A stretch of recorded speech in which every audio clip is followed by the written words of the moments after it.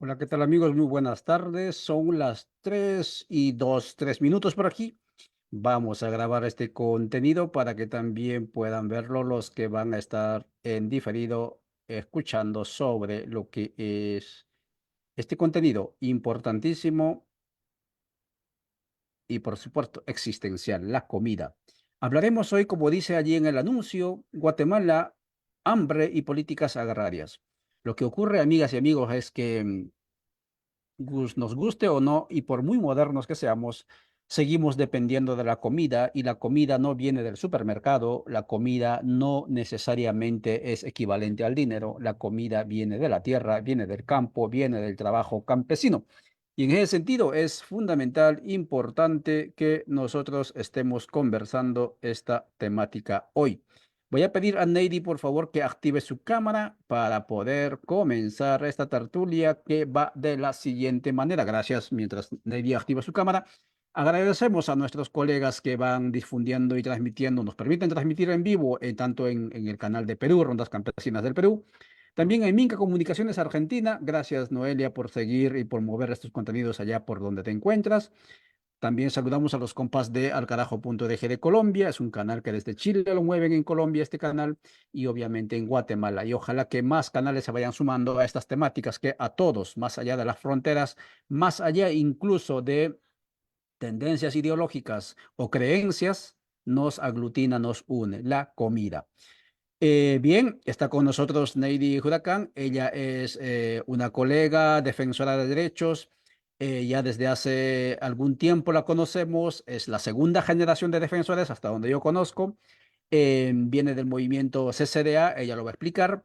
Y Juan Castro viene también, él también defensor de derechos, del área jurista, jurídico. Y amigas y amigos, aunque parezca raro, pero cuando uno entra a países como Guatemala, altamente agrícolas, lo que menos se encuentra en las universidades o en el quehacer jurídico es derecho agrario, ¿sí? Cuando uno va por el sur o por otra parte, en la universidad dan derecho agrario, hay jueces agrarios, pero aquí no existe eso. Y muy a pesar que aquí, miren como pueden ver atrás, ¿sí? Aquí seguimos cultivando la tierra, aquí vivimos de la tierra. Entonces, bueno, eso, de eso vamos a hablar hoy. Juan, por favor, saluda a la audiencia y luego Neidy. Adelante, Juan. Buenas tardes, mucho gusto a todos y gracias por la invitación. Pues conversemos. Muy bien, Te- gracias, Juan. Gracias, Juan. Gracias por sacar tu tiempo. Neidy, por favor, salude a la audiencia que ya la están viendo. Muchas gracias, buena tarde a todas y todos. Sí, soy Neidy Juracá, miembro del Comité Campesino del Altiplano, CCDA, actualmente coordinadora general y militando para esta organización desde hace bastantes años. Muy bien, muchas gracias. Hablaremos de campesino a campesino. Bien, Juan, vayamos al grano entonces. Son 3:06. La pregunta, Juan, es cuando uno entra a Guatemala, granero, digamos, de Centroamérica, y me imagino yo podría haber sido en algún momento del mundo, o del continente, perdón, ¿por qué después que los pueblos han vivido tantos miles de años produciendo la tierra, y muy a pesar, como decía, que la tierra es altamente fértil, tiras la semilla y crece? ¿Por qué estamos entrando en una situación de hambruna? Porque mis vecinos, muchos, comen 2 veces al día, ¿sí? Y con el tiempo, si sigue avanzando el corredor seco o los impactos del cambio climático y la presión, digamos, de los fondos verdes, por decir de alguna manera, eh, pues van a comer una vez. ¿A qué se debe eso? ¿Cómo se explica eso, Juan? Adelante, por favor. Bien, yo pienso que hay que remontarnos al encuentro de dos sistemas y formas de vida que se encuentran a partir de lo que le llaman el descubrimiento y luego la conquista, que más bien fue la forma de imponer una cultura sobre otra. Venimos de una tradición donde el maíz es sagrado, donde el maíz o las semillas tienen formas de vida. Venimos de una tradición en que eh, pues hay toda una historia de cómo se construyen pueblos y una cultura sobre el maíz, por ejemplo, a convertir esa sabiduría en paganismo, eh, a convertir, a demonizar esa cultura, a considerar politeísta y, como sodomitas a todas estas culturas que estábamos conviviendo con otros seres vivos, como Madre Tierra como un ser vivo, el agua como un ser vivo, el maíz y la semilla como un ser vivo. Entonces, ese rompimiento Aunado a ello, el despojo sistemático de las tierras, la reducción que se hizo de nuestros territorios, porque nos redujeron a eso, a pueblos de indios, ¿no? Cuando nosotros teníamos una vastedad de tierras, donde había tierras para la cacería, tierras para la siembra, territorios sagrados, pues montañas que no podía entrar cualquiera, que eran espacios de conexión cósmica. Entonces, ¿cómo comprender esa transformación después de 500 años que nos evangelizaron para comprendernos distinto a lo que siempre hemos sido? Es un factor que puede venir a explicar que vivimos de la promesa, ya no vivimos el hoy, ¿no? Vivimos a que creemos que nos merecemos una mejor vida, pero en el más allá, porque en el más acá estamos condenados a sufrir. Y, y pareciera ser que estamos conformes con esa condena a la que estamos viendo. La pobreza la vivimos como si fuéramos culpables de ella y la cargamos y la lloramos y la rezamos y pedimos perdón por esta pobreza que no es culpa nuestra. Entonces, ese despojo sistemático lo seguimos viviendo y yo lo veo desde esa forma. Muchas gracias. Despojo, entonces, una de las razones del por qué hemos llegado a esta situación. Imagino yo si nuestros abuelos volvieran con nosotros y vieran eh, nuestro hábito de consumo, vieran lo que en la situación en la que estamos, yo creo que volverían a retirarse, ¿sí? Porque honestamente, amigas y amigos, en Guatemala, no, yo creo que no solamente hay dos Guatemalas, la Guatemala que come y la Guatemala que come menos. Yo creo que hay una Guatemala que está muriéndose silenciosamente sin que le importe, ¿sí? A los que toman decisiones y especialmente a los que acaparan los bienes existenciales en este país. Estamos conversando con Neidy Huracán y Juan Castro sobre la hambruna que comienza en el país y las posibles políticas agrarias. Son las 3:10. Gracias a nuestros amigos que nos están siguiendo, especialmente compañeros migrantes de los Estados Unidos también, que les interesa este tema, porque claro, también van ellos amortiguando el hambre en el país con las remesas. Neidy, con esperanza, hemos visto que en los últimos días el gobierno entrante, que es también sinónimo de esperanza, ha ha tomado en su relato la cuestión agraria, ha firmado un documento, un compromiso con ustedes, en este caso con CCDA, con Cook, otra organización histórica, y también con Nuevo Día, ¿no? Que consiste en algunos puntos básicos del compromiso, como digo, del nuevo gobierno en el tema agrario. La pregunta, Neri, es, ¿este compromiso, por un lado, tiene presupuesto? No. Dos, y si acaso también nos puedes contar en qué consiste, porque, claro, los que nos están siguiendo, por favor, hay que revisar información en Google, ¿no? Porque está el documento allí. Y lo otro es el tema de, ese compromiso es medible en el tiempo, ¿no? Es decir, digamos, algunas evidencia, digo así, variables, ¿no? Medibles, constatables en el tiempo, y de tal modo que diga si se cumplió o no se cumplió. Cuéntanos, por favor, a raíz de ello, Neidi.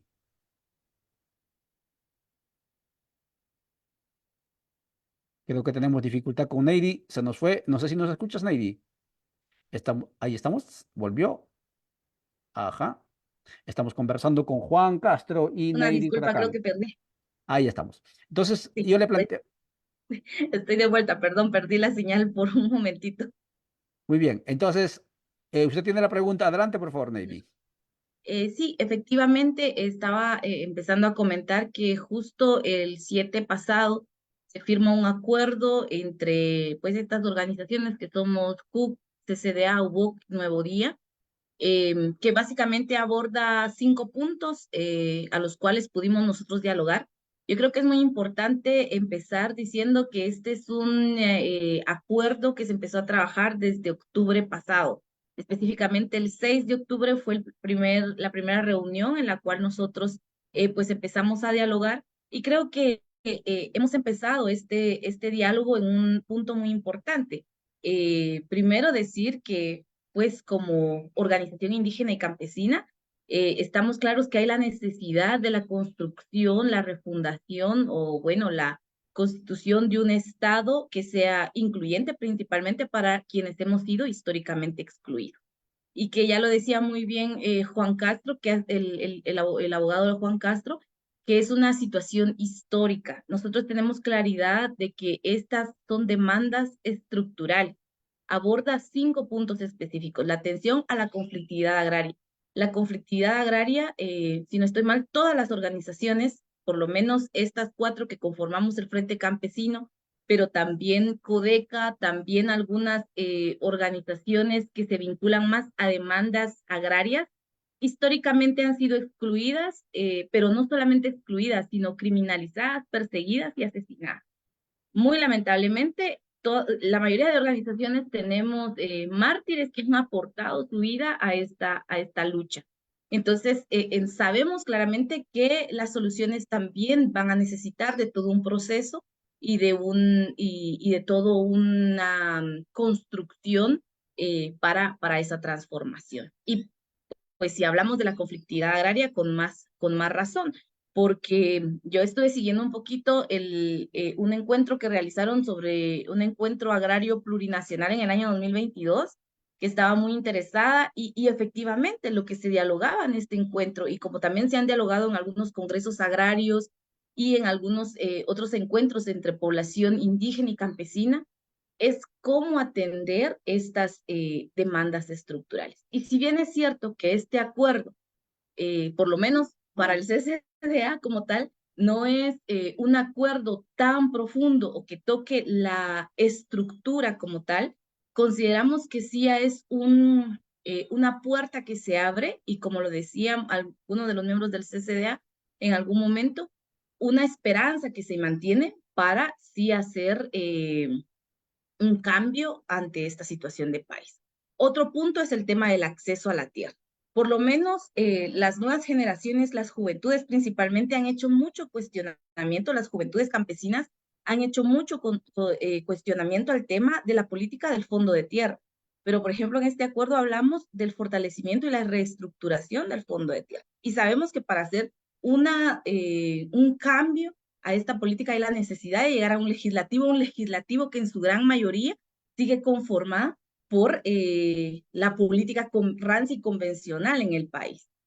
También incluye la economía campesina en su poliactividad, un punto para la articulación territorial, porque pues hay la necesidad de la atención, por lo menos es lo que se propone desde las organizaciones, desde CCDA también, que la atención debe ser diversa de acuerdo a los territorios. No podemos hablar de agricultura familiar campesina pensando en un modelo convencional de monocultivo, de café para todos los territorios o cacao para todos los territorios o sistemas patio para todos los territorios. Hay esta diversidad en los distintos territorios. Entonces lo pensamos como desde esa mirada. Y la creación de un espacio político para el seguimiento de la. Cabe mencionar que en este tiempo, de octubre hasta el 7 de febrero, hemos estado en constante diálogo y, como todo proceso de diálogo, hemos llegado a consensos y disensos, pero es justo esto lo que trae el acuerdo, una posibilidad de construir sobre este acuerdo.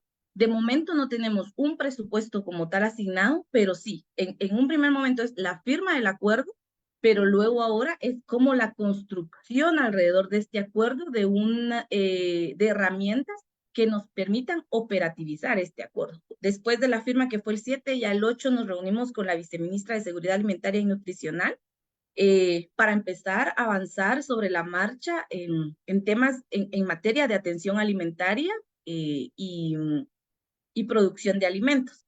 Nosotros demandamos, por ejemplo, producción con conocimiento ancestral, producción desde la agroecología, iniciativas no paliativas como históricamente lo hemos tenido, o por lo menos en los últimos 16, 20 años de gobierno ha sido el populismo, la estrategia, y ha sido el paliativo, y de cierta manera también ha hecho dependientes a algunas familias de los territorios, o se considera que es el único mecanismo por el cual deberíamos dar una atención, pero lo que se está planteando es más enfocado a la agroecología y también en búsqueda de la soberanía alimentaria. y pues que vemos que que no es una situación solamente país, que a nivel de la región de Latinoamérica esta situación de la conflictividad agraria, de la concentración de la tierra, ha traído o nos ha reflejado y la falta de distribución equitativa de los recursos hace que tengamos estos índices alarmantes de desnutrición y de hambre en los territorios. Pero se suma también una época muy difícil en temas de cambio climático, que pues cuando analizamos también sus factores, otra vez nos remontamos a esas iniciativas extractivistas de monocultivo y de concentración que nos están trayendo estos efectos. Sí hay la posibilidad, bueno, nosotros nos estamos enfocando, se conformó este consejo y se dice inicialmente con estas organizaciones, porque lo que se está haciendo es un llamado a la unidad, un llamado a la acción. Es posible que se sumen otras organizaciones. Este no es un acuerdo solamente para estas organizaciones, sino está la invitación para que se sumen otras organizaciones que también lo consideren y pues en la marcha también formar parte de este consejo. Y este consejo, pues el objetivo básicamente es dar seguimiento, pero mantener también una postura y una práctica crítica y propositiva. No, hay una claridad aquí que, para empezar, nosotros no somos militantes del partido con el cual llegó el gobierno actualmente, sino solamente estamos como en un diálogo para plantear un mecanismo de respuesta urgente a las necesidades de las familias indígenas y campesinas. Entonces, también no se está buscando ejecutar recursos directamente del Estado, sino más bien monitorear estos recursos y que son algunas prácticas que algunas organizaciones como el CCDA lo hemos traído, bajo la auditoría social, y pues sería uno de los mecanismos para poder medir. También debemos estar muy atentos al tema de los desalojos. Hemos cuestionado, porque previo a la firma de este acuerdo, todavía se giraron órdenes de 4 desalojos. Tenemos entendido que 2 no se ejecutaron, de otros 2 todavía no tenemos la información completa, tal vez ya aquí en este diálogo nos comentan un poco más si alguien conoce, pero también puede ser un mecanismo, porque sabemos que en los últimos 12 años el incremento a desalojos y al desplazamiento forzado de las comunidades se vio en un incremento bastante difícil, porque no solo está la oligarquía histórica y rancia de este país, sino también se apertura la posibilidad a puestos de decisión o cierto nivel de poder a estructuras criminales ligadas al narcotráfico y al crimen organizado. Muchas gracias, Neri, gracias por esas precisiones y por supuesto que sí, hay voluntad, hay ganas de trabajar en esta temática. Estamos abordando hambre y políticas agrarias en Guatemala y por primera vez, escuché bien, amigas y amigos, por primera vez, eso sí hay que decirlo en honor a la verdad, de los 10 años que estoy yo transitando por Guatemala, hay un gobierno que llama a movimientos campesinos a hablar el tema, más allá de sus limitaciones de lo como dice Neri, del documento de base de acuerdo, pero se comienza a trabajar. Em, Vamos entonces contigo, Juan. Te hemos pedido solamente 20 minutos, ya te hemos robado más un minuto más. La pregunta viene aquí y ojalá que tú nos puedas ayudar con esto de las políticas agrarias no necesariamente implican única y exclusivamente distribución de la tierra. Es importante indicar eso. O sea, a veces se dice que política agraria es sinónimo de distribución de tierra. Y distribución de tierra lo hemos tenido en Bolivia, lo hemos tenido en el Perú, la famosa revolución peruana, revolución agraria peruana del 69. Lo hemos tenido por un tiempito aquí en Guatemala, pero eso no resuelve. Y si quieren, vayan a Petén, vayan al sur de Petén, se ha distribuido tierra, muy a pesar del fondo de tierra, pero ¿quién lo tiene ahora esa tierra? Mucha de esa tierra lo tienen otra vez los palmeros. Entonces no es suficiente. Y en ese sentido, Juan, ¿qué es lo que debería tener una política agraria que efectivamente responda y que ojalá pueda superar las causas del hambre que nos acecha en el país? Adelante, Juan. Bien, como iniciamos diciendo que lo que hubo fue un despojo, pero también hay mucha población o pueblos indígenas que siguen en resistencia y permanecen con esa relación espiritual con sus tierras. Entonces, por ahí hay un tema de regularización o reconocimiento que debe hacer el Estado de estas tierras que históricamente han pertenecido a los pueblos. ¿Entiendes? Hay durante mucho tiempo, digamos que hubieron, en la reducción de ellos hubieron desplazamientos, pero algunos pueblos no se desplazaron, siguieron donde están. Los Ichiles, por ejemplo, siguen donde están. Los Mames más o menos siguen donde están. Hay algunos lugares donde se desplazaron, otros no. Lo que quiero decir es que acá hay una necesidad de tener que entrar a revisar qué pasa con esa titularidad de la tierra. Entonces, ahí la gente no está diciendo regálenme tierra, no, reconozca la tierra que ha sido nuestra desde siempre. Que de pronto apareció un finquero y dijo es mío y porque está inscrito en el registro de la propiedad, eso no implica que la gente haya perdido ese vínculo con la tierra. Y eso lo vas a encontrar, por ejemplo, en Alta Verapaz, ¿no? La gente se quedó trabajando como mozos colonos, por así decirlo, así se le llamó, en tierras donde se sembró café. Y de hecho, en muchas ocasiones, los dueños de estas tierras, dueños en registro, ¿no? Compraban la tierra con sus colonias de gentes viviendo ahí que les servían como mano de obra, ¿no? De hecho, éramos como un plus, por así decirlo, de las fincas que se estaban comprando. Ese es un aspecto.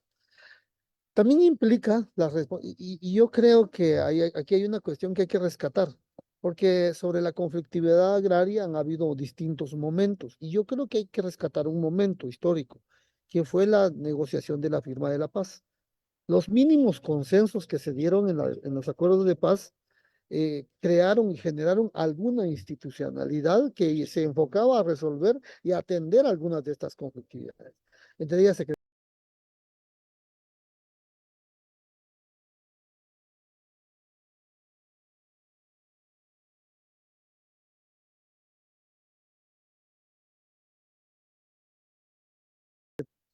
la demarcación de los territorios y tres, la administración tradicional de estos territorios. Entonces, el punto aquí importante, creo yo, es que los últimos gobiernos desaparecieron esa poca institucionalidad que había. Ahí el gobierno actual trata de hacer un intento de rescatar esa institucionalidad, pero hay una deuda que dejó incluso la reforma agraria de los años 50. Es que si vamos a recuperar parte de nuestra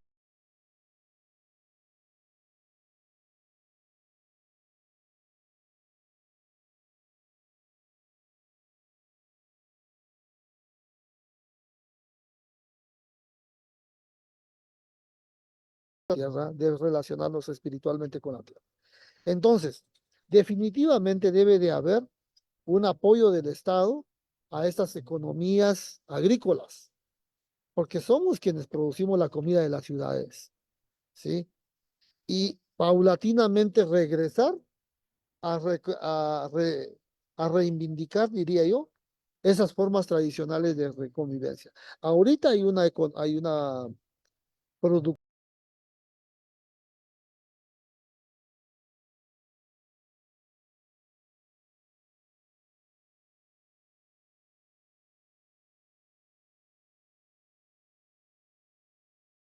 de semillas ancestrales porque nos metieron semillas mejoradas. Y para mantener esas semillas mejoradas tenemos que depender del abono que nos da el Estado o el que tenemos que comprar en estos puestos donde la producción de alimentos está metido dentro del mercado para corresponder a los niveles de consumo que tiene ahorita. Entonces, el Estado tiene que pensarse, porque no vamos a decir, bueno, entonces si recuperamos la tierra y pasado mañana ya estamos trabajando con abono orgánico.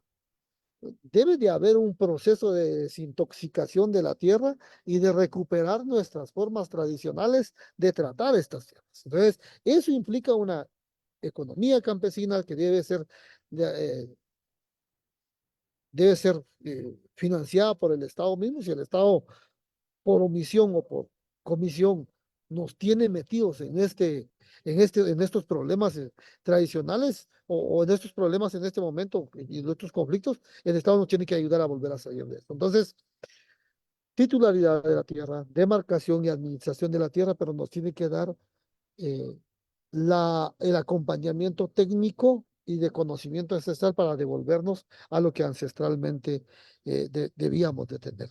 Y eso ya está regulado en los artículos 67 y 68 constitucional, o sea, no estaríamos inventando el agua azucarada, ya existe el marco jurídico para esto, lo que debe haber es voluntad política para enfrentar esto.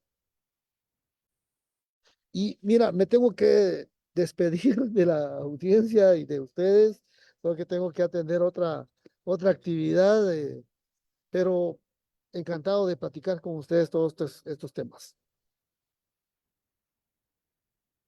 Muchas gracias, Juan. Claro que sí, te liberamos de la pantalla. Entonces ha sido Juan Castro que conversó con nosotros sobre qué elementos debería tener, gracias Juan, que debería tener una política agraria sostenible y si acaso también realizable en países como Guatemala. Y claro, un elemento fundamental que Juan nos deja es el ingrediente identitario de la tierra y claro, ya no como una cuestión, digamos, de titularidad individual, sino también ya como territorios bajo la administración de los pueblos y allí mismo incorpora el tema de la educación y ahí mismo incorpora la certeza jurídica y allí mismo incorpora también el tema de la necesidad del acompañamiento con herramientas, con asistencia técnica, mercado, etcétera, desde el gobierno u otras instancias, por supuesto que sí. Esto es una tarea fundamental, pero también habrá que ver el tema de lo que decía Neidi, los efectos del cambio climático. Habrá que ver las batallas silenciosas que van ocurriendo sobre el lago, por el agua. Y todos esos elementos hay que incorporar seguramente en la nueva política agraria, que por cierto, en este momento no hay manuales. Alguien decía, las políticas agrarias antiguas pueden funcionar, no van a funcionar ellas, porque lamentablemente esas políticas agrarias vieron la tierra única y exclusivamente como propiedades individuales y entonces dieron bajo ese titularidad, por ejemplo, no tomaron en cuenta el factor del cambio climático porque no era una realidad en ese tiempo cuando se ideaba, no se tomó en cuenta la guerra silenciosa por el agua porque no era un asunto de ese tiempo, pero hoy los tiempos han cambiado. Vamos contigo, Neidi, son las 3:30. La pregunta para ti que te hemos planteado es, ¿qué es lo que debemos hacer los campesinos? Estamos conversando de campesino a campesino en este espacio de em, hambruna, políticas agrarias en Guatemala, porque el gobierno de Arévalo abrió la compuerta, por lo menos comienza a abrir para abordar la cuestión de política agraria. Esperemos que vaya ya ahí. Y entonces por eso que estamos haciendo nuestro primer abordaje. Seguramente vamos a abordar este tema desde diferentes enfoques. Por favor, cuéntanos qué es lo que deberíamos hacer los campesinos para avanzar hacia la política agraria, Navy. Claro, muchas gracias. Sí, consideramos que algo importante es seguir organizando, porque la organización nos permite también tener acceso a la información. Eh, si no tenemos acceso a esa información, seguramente no nos daríamos cuenta del nivel de colonización que tenemos. Y la colonización me parece que está muy ligada al tema de cómo nos alimentamos. Han llevado a un nivel de mercantilizar la alimentación y que se vincula también la alimentación al tema de salud. Entonces, justo la semana pasada hablábamos con algunos compañeros y hacíamos esa reflexión. Desde la cosmovisión maya, la base de la alimentación eran los granos, era el maíz, frijol, las calabazas, las hierbas nativas, pero hoy día agregamos a nuestra alimentación harinas, lácteos, mucha proteína, y entonces también eso se vincula a sufrir algunas enfermedades y tenemos un sistema de salud que todos lo conocemos, que está colapsado y entonces hay la necesidad de recurrir a algún centro privado y eso desencadena muchas cosas. Cuando si nos remontamos a cómo ver la alimentación como un acto político también y un acto político de resistencia. Eh, pero consideramos nosotros que nos vamos a encaminar a eso si también nos organizamos y dialogamos entre nosotros, entre las comunidades y por supuesto también con las otras organizaciones indígenas y campesinas para poder reflexionar y reivindicar desde ahí. Claro, todo el tema del cómo nos ha cooptado el sistema y cómo estos paquetes agrícolas han llegado a nuestros territorios, toda la revolución verde, cómo llegó a nuestros territorios. Nosotros que somos productores de café, muchas veces también reflexionamos al respecto y hablamos. Bueno, nos enfocamos en producir productos agrícolas de exportación, que sean ecológicos, que sean amigables con el ambiente, producir productos de calidad, pero con una mirada para la exportación. Y entonces nos desvinculamos de lo que deberíamos garantizar primero, que es nuestra alimentación. Y entonces ahí desde el CCDA lo que hemos promovido es primero una estrategia que la llamamos producir para comer, primero garantizar nuestra comida y luego sí garantizar también algunos productos para la dinamización de la economía familiar. Consideramos que es muy importante seguir produciendo nuestros alimentos y seguir vinculados a esa producción. Se podría ver como muy romántico o muy romantizada la idea de que producir nuestra comida es como imprimir nuestros propios billetes, pero es que en realidad hay una necesidad de hacer. Pero luego viene la otra parte que se vincula a la primera pregunta, es ¿en qué tierra o en qué territorio vamos a cultivar esos alimentos si cada vez somos más despojados y más desplazados? Y creo que aquí quiero recuperar algo que decía sobre las políticas antiguas, le sumaría que también nosotros hemos ido a la reflexión sobre la reforma agraria que tuvimos en el año 48, si mal no recuerdo, en los años, y era una iniciativa que, bueno, sí trajo alguna alternativa y alguna solución para los campesinos, pero bueno, ¿dónde quedábamos las mujeres, por ejemplo? ¿Dónde quedábamos las juventudes y los pueblos originarios en esa mirada de reforma? Hay la necesidad entonces como de aprender de esas lecciones y luego ahora plantear cosas que van al futuro. Es una tarea difícil, estamos claros, venimos, todos sabemos de un proceso muy complicado, un estado un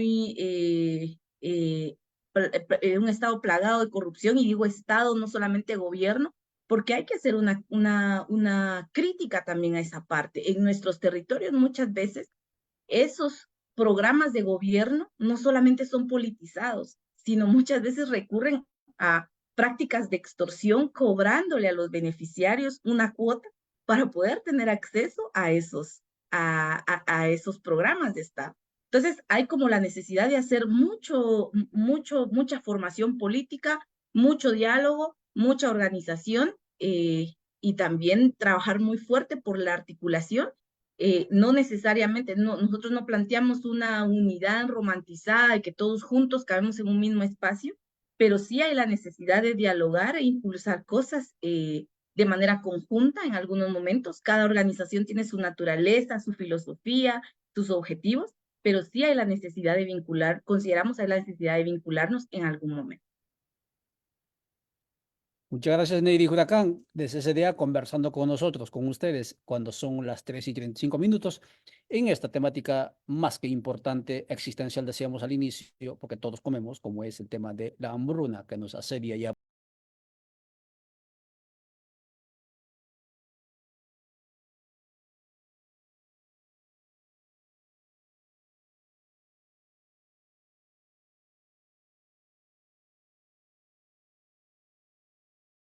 Cuestión hablar, y ojalá, como dice Neyri, superando todas las barreras que podamos tener, creamos espacios de tertulia, de conversada, de abordaje de estas temáticas para poder darle más contenido y para que usted también, como oyente, participe también de este proceso de diálogo. Muchas gracias, Neyri. No sé si quieres dejar algún mensaje puntual a la audiencia que te escuchó, y si no, pues vamos cerrando aquí. Adelante, Neyri. Claro, muy agradecidos por habernos acompañado y bueno, que estamos ahí abiertos al diálogo. El día de hoy yo estoy en representación del Comité Campesino del Altiplano CCDA, no de las 4 organizaciones, y seguramente también es muy importante escuchar las posturas de estas organizaciones. Una invitación: el día de mañana vamos a tener una Asamblea Nacional de Mujeres organizadas en el CCDA y vamos a estar compartiendo también las resoluciones, porque es importante hablar de los derechos y de cómo la violencia a través de los despojos también ha impactado los territorios de las mujeres. Entonces, muy agradecidos y no perdamos la esperanza, vamos a seguir construyendo y vamos a seguir en constante diálogo para esa construcción. Muchas Muchas gracias gracias. a la radio. Muchas gracias. Entonces, mañana CCDA Mujeres hace su encuentro importante. Vamos a estar atentos. Y mañana, cuando el reloj marque las 6 de la mañana, tiene cita usted en esta misma pantalla. Hablaremos sobre hacia dónde va el proceso de cambio boliviano. ¿Sí? Bolivia preocupa. No es la misma Bolivia, no es el mismo proceso de hace 10 años atrás. Hay fricción, hay, no sé si hay horizonte, pero hablaremos de eso con Adolfo Mendoza. Nos veremos. Chao.